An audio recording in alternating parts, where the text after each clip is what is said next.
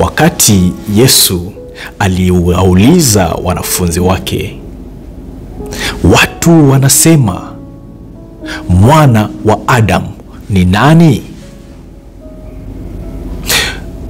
Wakatoa majibu mbalimbali. Kisha Yesu akauliza, nanyi mnasema mimi ni nani?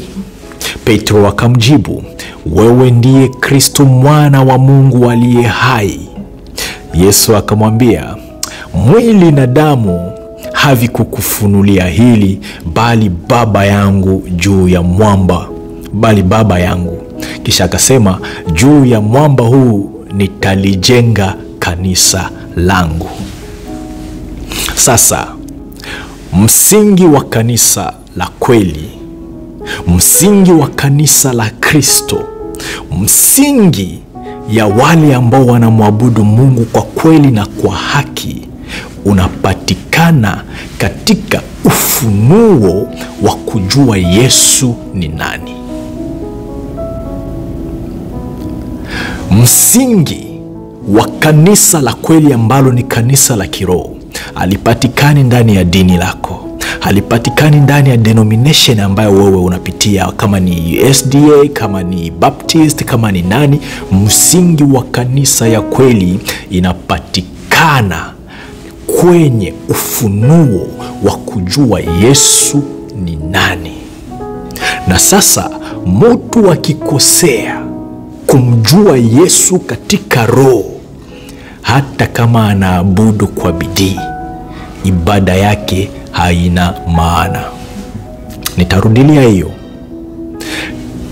Mtu awaye yote amekosea kumjua Yesu katika roho, hata kama anaabudu kwa bidii, ibada yake haina maana. Sasa somo la leo ambalo tumesema Yesu amekaa kwa mkono wa kulia wa Mungu, maana yake ni nini?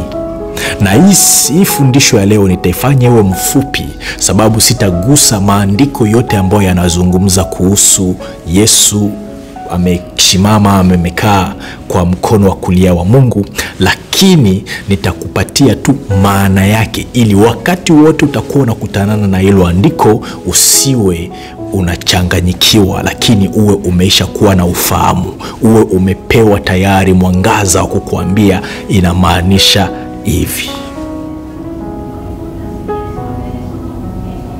Na basi kutokana na hayo,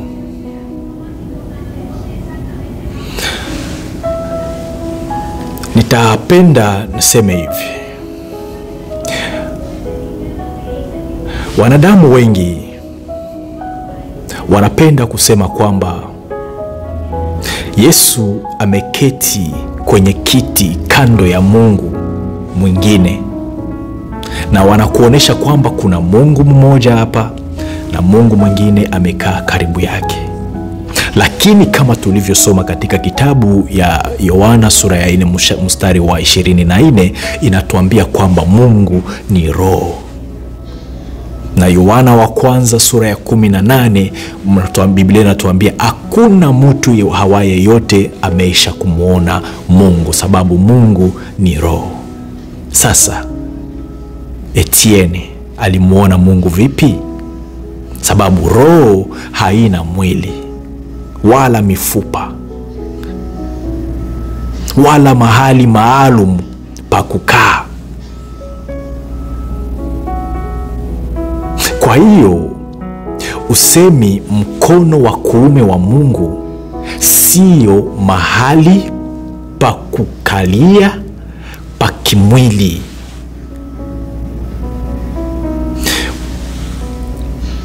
Usemi mkono wa kuume wa Mungu unamaanisha nguvu, mamlaka, uwezo, utukufu na ushindi wa Mungu. Na wakati wote tunasoma Biblia, ili ya kuelewa maandiko, ni vizuri tuwe tunasoma, na kuna mahali ambapo Bwana Yesu alikuwa akitumia lugha za mifano, pengine anatumia lugha za picture kwa kuonesha jambo fulani. Na nitawapatia mfano kidogo. Kuna hiyo ambayo wanaita kwa Kiingereza nawaza inaitwa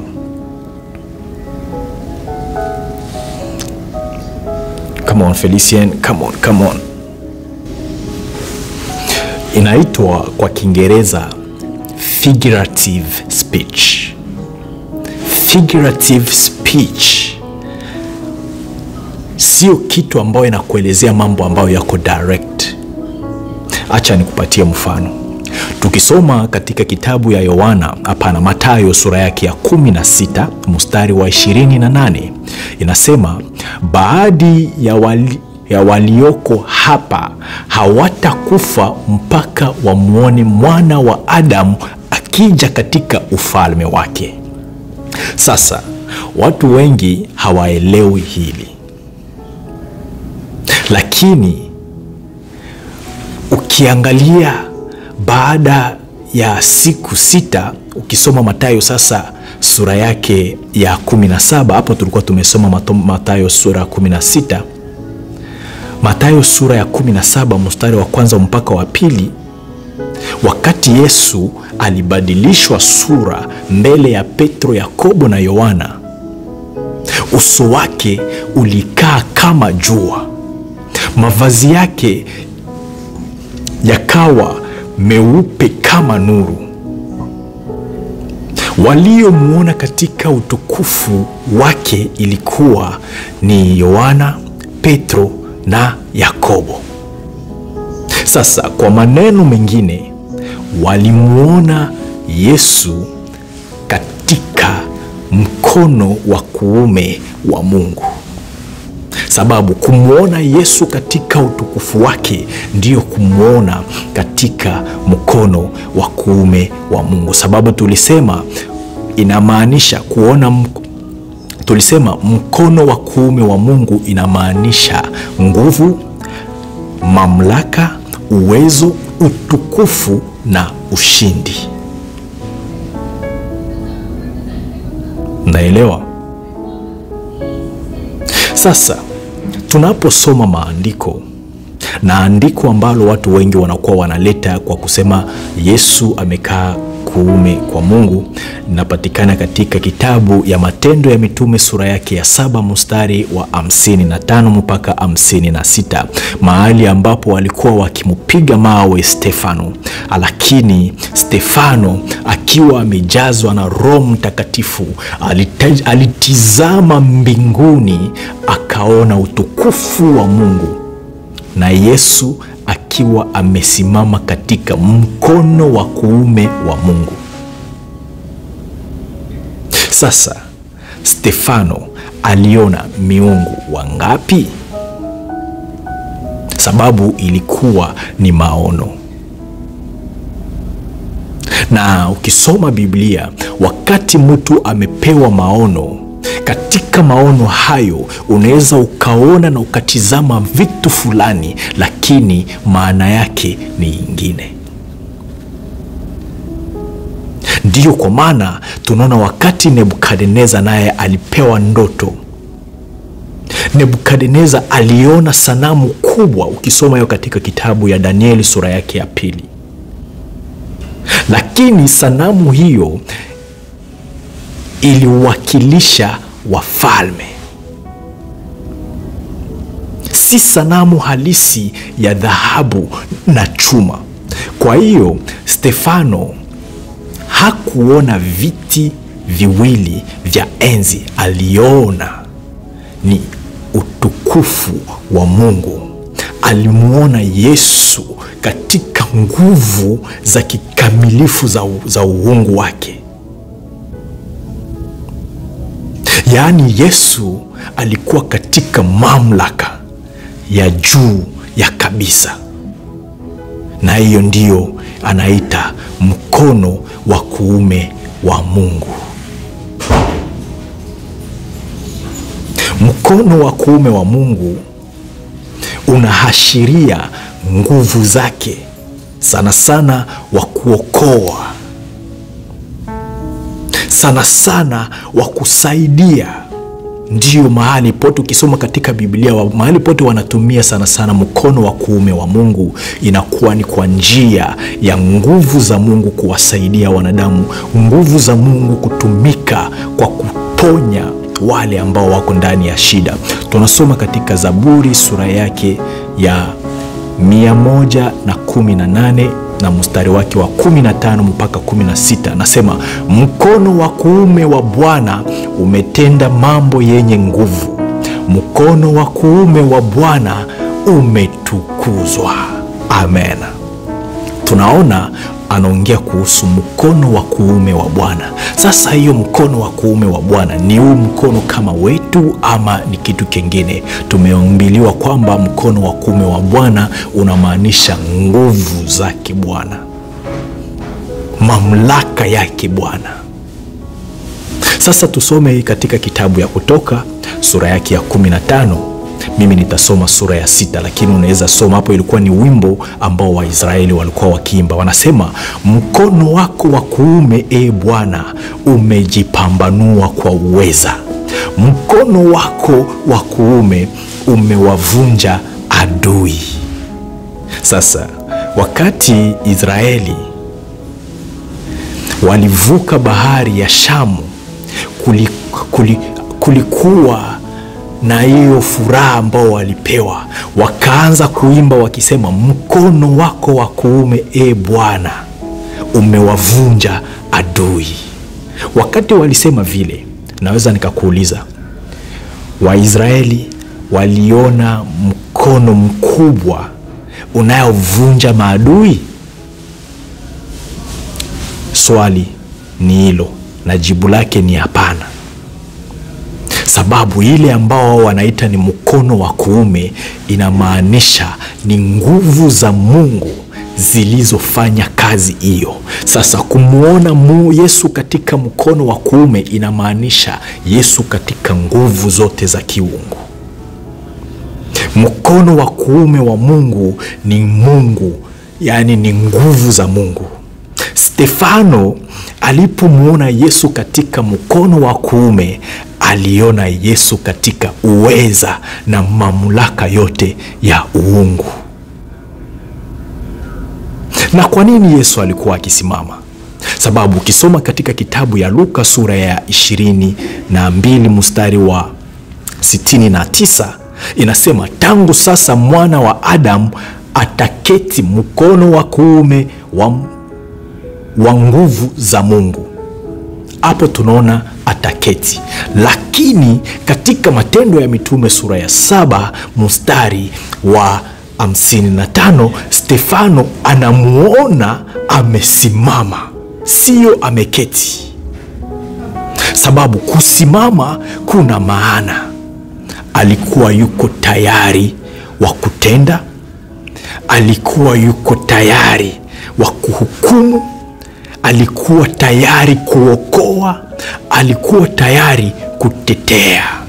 Ndiyo maana Stefano alikuwa anaona Yesu akisimama tayari kumpokea na kuwatolea hukumu waliompinga.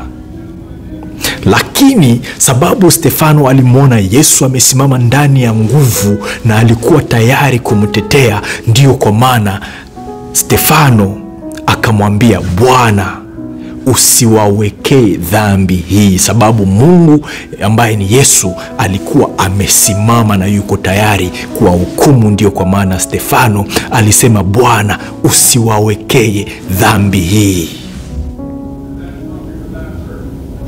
Nguvu zote za Mungu zilikuwa tayari kutenda hukumu, lakini rehema ikasimama wakati Stefano amewaombea huruma.